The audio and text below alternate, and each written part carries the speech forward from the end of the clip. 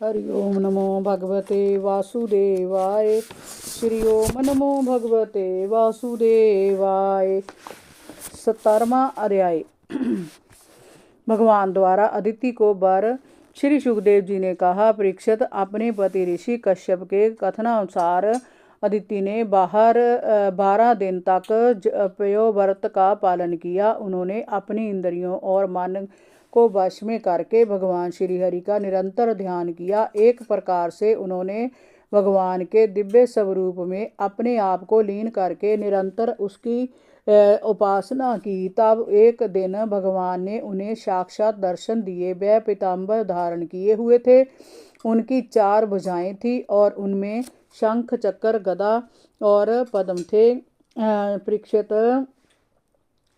अपने सामने भगवान को साक्षात देखकर अदिति ने सादर उन्हें नमन किया और भगवान की स्तुति की। उसका सारा शरीर पुलकित था।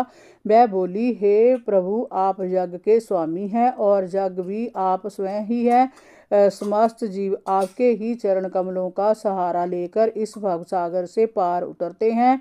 आपकी लीलाओं का गान करने से इस लोक का कल्याण होता है। हे आदि पुरुष, जो आपकी शरण आता है आप उसकी सारी विपत्तियों का नाश कर देते हैं। हे दीन बंधु, आप हमारा भी कल्याण कीजिए। मैं आपको नमस्कार करती हूँ। आप प्रसन्न हों और शत्रुओं पर विजय प्राप्त करने में हमारे सहायक बने।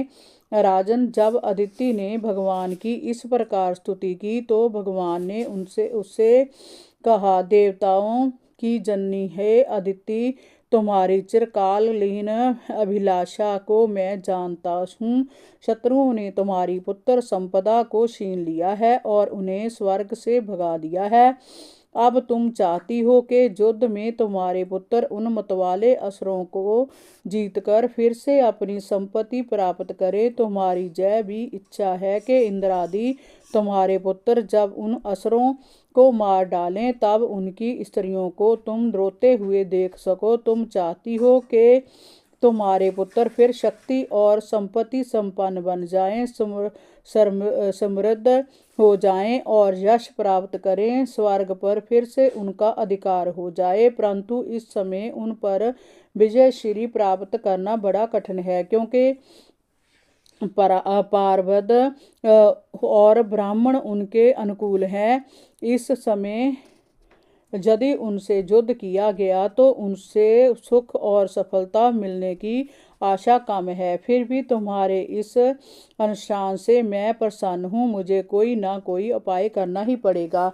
मेरी जो उपासना करता है उसकी उपासना कभी भी व्यर्थ नहीं जाती। तुमने विधि पूर्वक पयोव्रत से मेरी पूजा की है, अतः मैं अंश रूप से महर्षि कश्यप के द्वारा तुम्हारे गर्भ में प्रवेश करूंगा और संतान बनकर तुम्हारी संतान की रक्षा करूंगा। जय बात तुम किसी को भी ना बताना। देवताओं का रहस्य जितना गुप्त रहता है उतना ही सफल होता है। परीक्षित, ऐसा कहकर भगवान अंतर ध्यान हो गए। उस समय अदिति जय जानकर बड़ी प्रसन्न हुई कि भगवान स्वयं उसके गर्भ से जन्म लेंगे। वह बड़े प्रेम से अपने पति की सेवा करने लगी। उचित समय आने पर अदिति ने गर्भ धारण किया। तब ब्रह्मा जी को भी जोग बल से पता चल गया कि भगवान अदिति के गर्भ से जन्म लेंगे। ब्रह्मा जी ने प्रभु की स्तुति की, कहा, हे समग्र कीर्ति के आश्रयदाता भगवान, आपकी जय हो। आप अनंत शक्तियों के अधिष्ठा हैं। आपको मैं नमस्कार करता हूँ। हे प्रभु, आप सभी के विधाता हैं और समस्त वेदों के ज्ञाता हैं। आप तीनों लोकों की नाभि में स्थित हैं।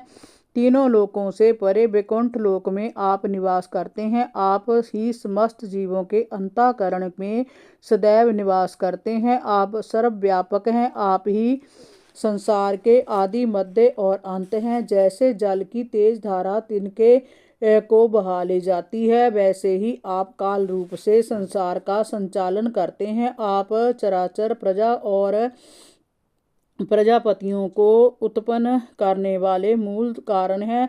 आप ही जल में डूबते हुए को नौका के समान सहारा प्रदान करते हैं और आप ही स्वर्ग से भगाए गए देवताओं के रक्षक हैं, आप ही उनके आश्रय हैं। मैं बार बार आपको नमन करता हूँ। हरि ओम नमो भगवते वासुदेवाय। श्री ओम नमो भगवते वासुदेवाय।